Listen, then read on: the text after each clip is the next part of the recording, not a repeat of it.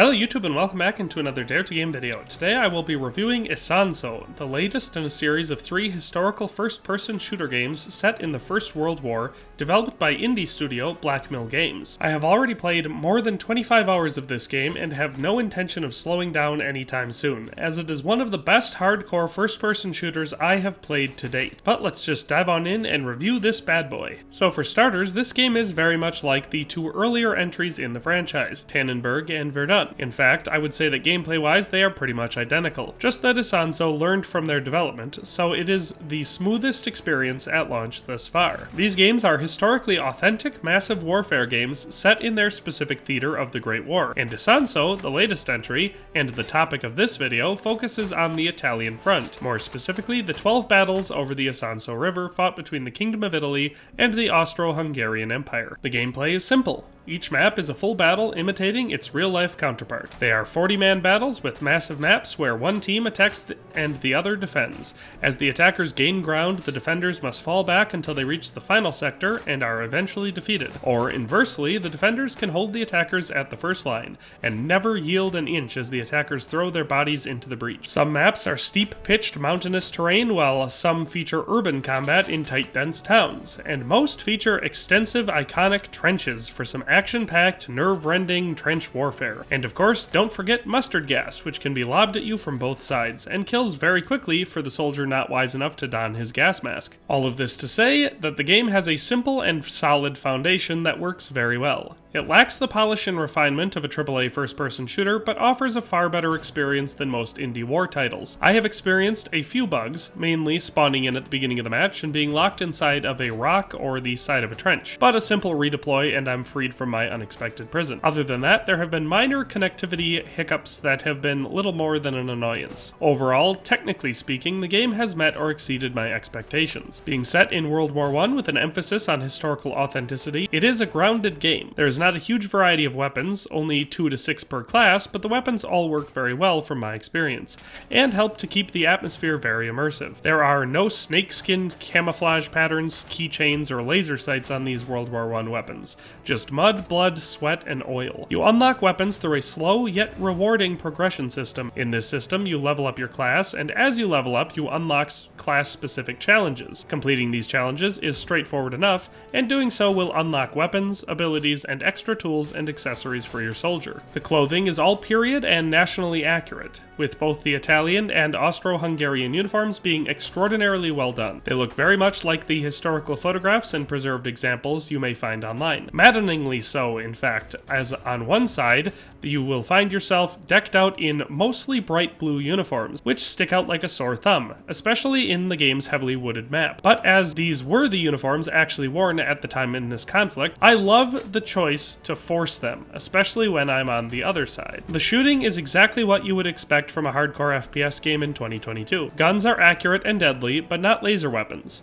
Bullets take time to travel long distances and drop based on elevation and distance as well. Most weapons do not have optics, forcing most combat to take place very up close and personal. Nearly every long-arm weapon in the game is a bolt-action rifle, making follow-up shots difficult to achieve, especially if your first one wasn't well placed. Most long-arm weapons also have a bayonet, so in the trench, if you get too close, it's usually a better idea to attempt a stab attack than to risk missing with your only shot for a second or two. Running is not very fast, and stamina depletes relatively quickly. Dropping down to a prone position isn't instant, and neither is shouldering your weapon to aim. And if you don't aim, the guns are horribly inaccurate at anything greater than poking distance. All of this makes for a tense situation in the struggle of me versus you when we meet on the battlefield. And meet we shall, as unlike other hardcore shooters like Hell Let Loose, the maps for this game, despite being quite large, are perfectly designed to funnel both teams directly at each other, so it is very rare to go long without an enemy encounter. The maps are broken up into sectors that must be taken, so there is a line of scrimmage, so to say,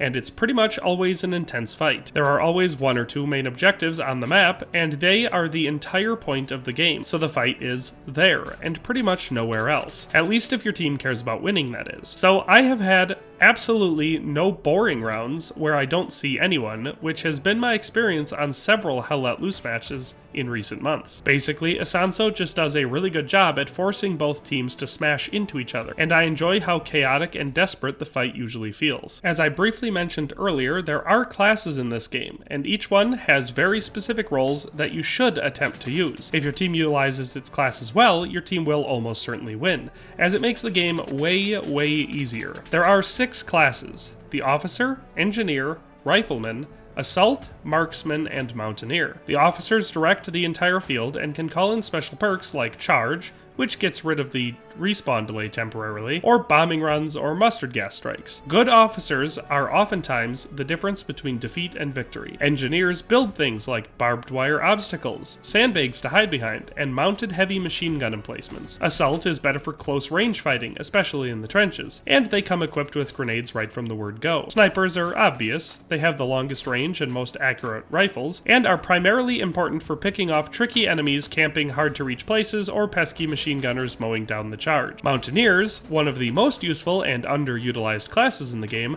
can use various methods to spot enemies. Doing so gives their location to your whole team and makes finding and killing them a million times easier. Lastly, we have riflemen, which are the most common troops in the game, and the least useful. Yes, they can build ammo crates, but every class has a gun. The others offer a lot more utility. Don't play as a rifleman unless all the other classes are full. Isonzo does something with their marksman that is annoying when you're playing as one, but saves the day for the game as a whole. Only 4 marksmen are allowed per side, but only one of them gets a gun with a scope, at least until you unlock the high-level alternative scoped rifle, but that takes some time. This balance prevents Isonzo from turning into another annoying game where you can only take 2 steps and then you have your head scooped off. Only 1 scoped sniper per team, at least most of the time, keeps the whole experience very balanced and helps keep combat up close where you can actually see the enemy. The game looks great. The maps are vibrant and well designed. The textures are all surprisingly good, especially considering that I'm usually way too preoccupied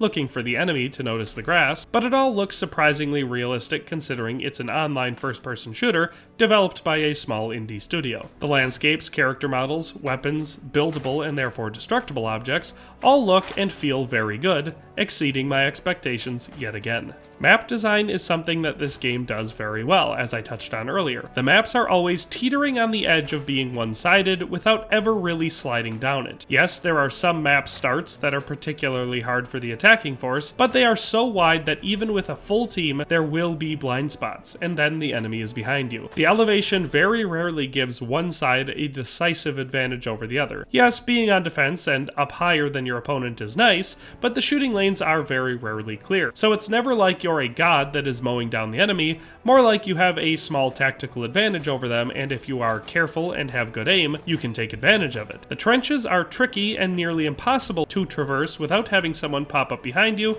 and put one in your shoulder blade. And true to real life, if you pop your head up and try to cross no man's land, you're almost certain to meet a quick death. I can't understate how free the movement feels in this game while still forcing you directly into your enemy. It's all the difference in the world between this game and any Call of Duty game for the last 10 to 15 years. The maps are fantastic. If I had one area to complain about, it would be communication. Text chat is an option and is relatively well utilized, mostly just to taunt each other, warn of flank attacks, or yell at noobs for cutting the wire. But in a game as fast moving as this one, it is not very useful for tactical coordination. Voice chat appears to be an option in this game, as I once heard someone say something in the game. But either it's bugged and doesn't work, or absolutely no one uses it. This is a huge difference compared to Hell Let Loose, where pretty much everyone uses a mic and squad communication is constant, making it very easy to coordinate specific movements and warn of danger in a fast and specific way.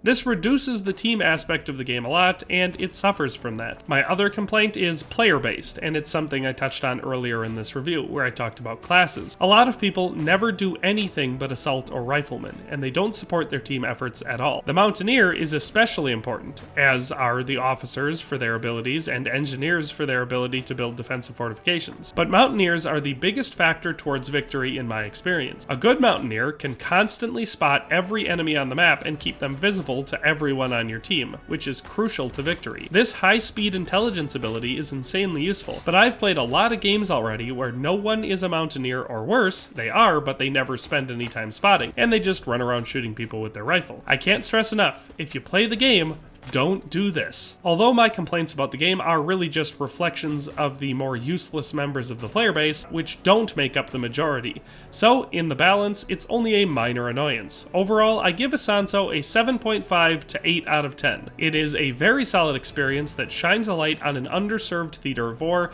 and is consistently fun to play. I do recommend checking it out if you like historical hardcore first-person shooters, as I think this is the best one I've played so far. Thanks for watching another Dare to Game video. If you liked this video, please leave a like and a comment. If you haven't already, be sure to subscribe to the channel. If you like my content and would like to support this channel, consider becoming a member today for as little as $1.99 a month. It makes a huge difference. But in any case, thanks for watching and have a nice day. I'll see you next time.